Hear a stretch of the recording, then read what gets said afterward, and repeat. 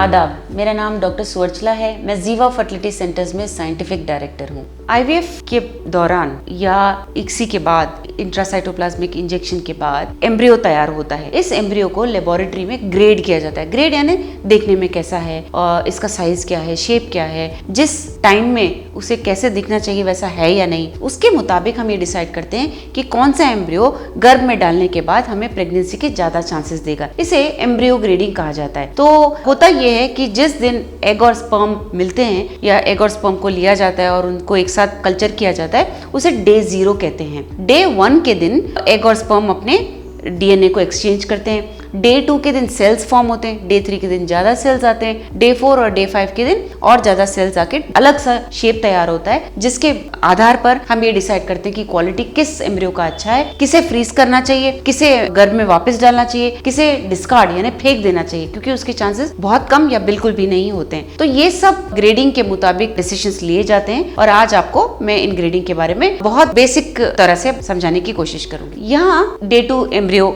देख सकते हैं आप। डे 2 एम्ब्रियो में 2 से 4 सेल के शेप में एम्ब्रियो होना चाहिए। ये जो सेल्स अंदर होते हैं, हम ध्यान रखते हैं क्या ये सेम साइज के हैं, इनका शेप सेम है क्या, इनमें फ्रैगमेंट्स यानी कि छोटे छोटे बबल्स तो नहीं है कहीं, या मल्टी न्यूक्लिएशन ज्यादा डीएनए तो नहीं है, ये सब ध्यान रखा जाता है। यहाँ जो आप एम्ब्रियो देख रहे हो बहुत अच्छे क्वालिटी का है और इस एम्ब्रियो को हम ग्रेड 1 यानी टॉप क्लास कहते हैं। अगला होता है डे 3 एम्ब्रियो। यहाँ फिर आप देख सकते हो कि बहुत ज्यादा सेल्स हो गए।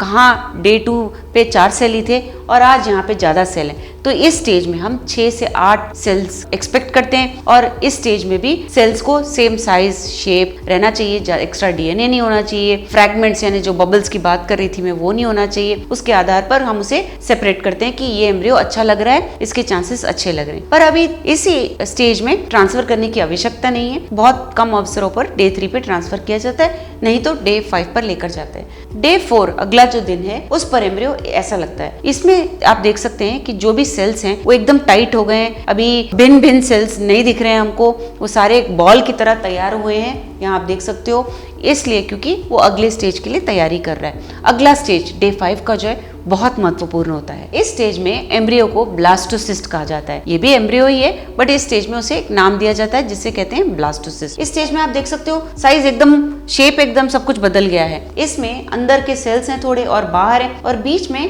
कैविटी जैसा कुछ है। तो इस एम्ब्रियो को हम ग्रेड करते हैं, देखते हैं कि ये जो अंदर के सेल्स है कैसे है, बाहर के कैसे हैं, उसके मुताबिक हम डिसाइड करते हैं कौन सा गर्भ में डालने पर ज्यादा सक्सेस रेट के चांसेस दे सकता है हमें। इस स्टेज में ये जो अंदर के सेल्स हैं इसे इनर सेल मास कहते हैं, बाहर के सेल्स को ट्रोफेक्टिडम कहते हैं। बाहर के सेल्स माया बनेगी यानी कि बच्चेदानी का जो प्लासेंटा होता है वो बनेंगी, और जो अंदर के सेल्स हैं जिसे हम इनर सेल मास कहते हैं वो बच्चे के रूप में तैयार होंगी। सो इस स्टेज को बहुत ध्यान से देखा जाता है, बहुत ध्यान से ग्रेडिंग किया जाता है। क्या इनर सेल मास अच्छा है, सेल्स अच्छे लग रहे हैं, क्या जो आउटर ट्रोफेक्टिडम है वो अच्छे क्वालिटी का है, काफी अच्छे सेल्स लग रहे हैं। क्योंकि अगर इन दोनों सेल्स में कहीं भी कुछ प्रॉब्लम रहा तो ब्लास्टोसिस्ट चिपक सकता है, लेकिन प्लासेंटा नहीं रहने के कारण वो बढ़ेगा नहीं, या ब्लास्टोसिस्ट चिपक सकता है, इनर सेल मास ठीक नहीं रहने के कारण हार्ट बीट नहीं आने के चांसेस होते हैं। तो ये सब ध्यान में रखते हुए एम्ब्रियोलॉजिस्ट आईवीएफ लेबोरेटरी में बहुत ध्यान से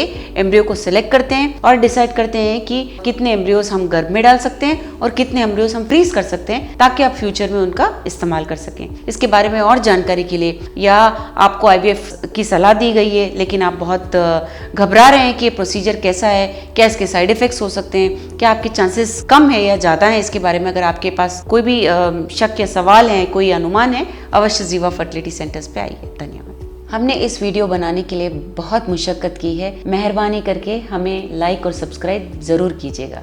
शुक्रिया।